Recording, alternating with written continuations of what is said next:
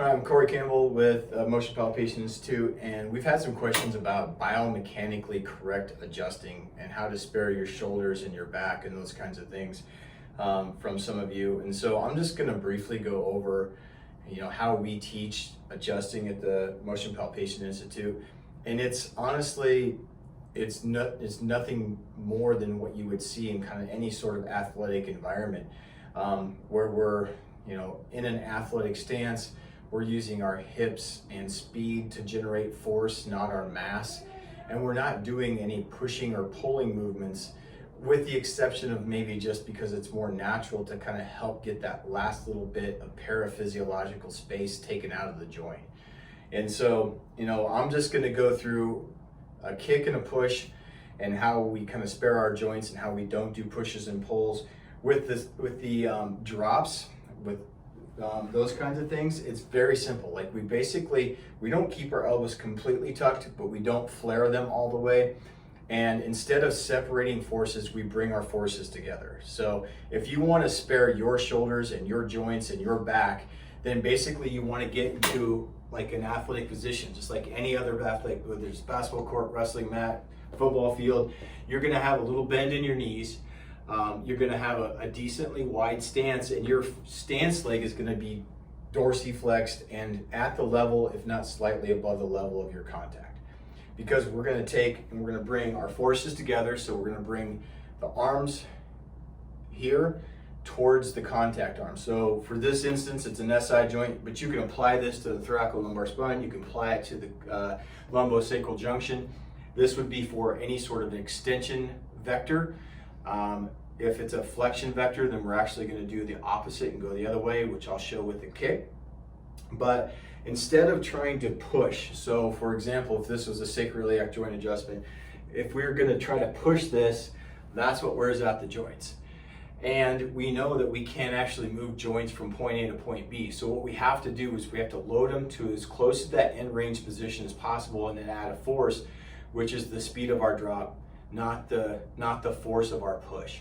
So it's not a full flare, completely tucking our elbows in like this, because that's not natural and athletic either.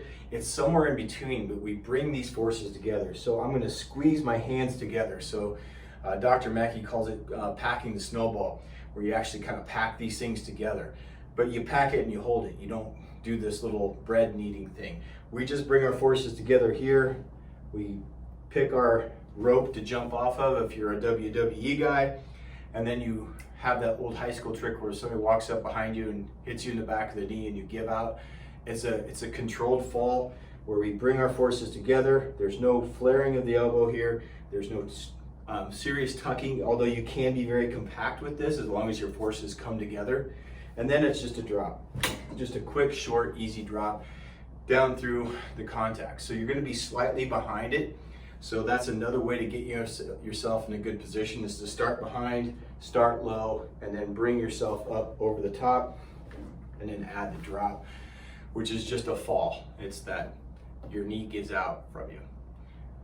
From a kick standpoint, we just go above the level of contact, lots of dorsiflexion. We bend our knee against the table. I'm going to do a counter nutation adjustment here for those of you to kind of see this. And then again, we're low and close. So again, stable against the table, low and close against the patient. And we use the table and our equipment to our advantage. So I'm not using or standing away from the table and using a lot of my own energy. Throughout the day, I'm never physically tired at the end of the day. Emotionally, maybe I'm a wreck. Mentally, I'm a wreck, but never physically tired. With the counter nutation, we're going to flex the lower lumbar spine, so we're going to flex the lumbosacral junction here. Obviously, it will affect both SI joints, but we're dorsiflex, we're against the table, so my knee is against the table here. So from this side, it would look like that. We're against the table. And then again, I'm low and close over the patient. So I'm bent over the patient, but I'm basically resting against the table. So I'm not wearing out my lumbar spine. I've never really had any low back pain because of this, because I'm supported with the table. And I'm not here very long. I'm only here a few seconds. So we're here, we put our knee in the back pocket. The rest of our leg drapes over their leg. It crosses their leg to where our foot's on the opposite side here, or the side that I'm on. And then it's a quick hinge at the knee with a little slap this way. And again, we're close, we're stable, we're compact, and we're in athletic positions. We're never up here, which takes a lot of external force from the periphery, versus here, all of our force is coming from the hips, the speed of the kick, the positioning of the packing the snowball. Like, that's all coming from our hips down, versus if we're up and high and regal, all of our force has to come from the periphery, from our extremities. And that's gonna wear out your joints, and that's gonna be hard on you because you can't get to the end range of the joint by pushing with an arm. You have to get it there through the setup and then add a force, which is the speed of the kick or the speed of the drop. I hope that helps you guys, and we'll continue to post things here for you docs on this YouTube channel as a free resource for you. If you have any other questions, please leave some comments, and we'll try to get that recorded for you as well. Thank you.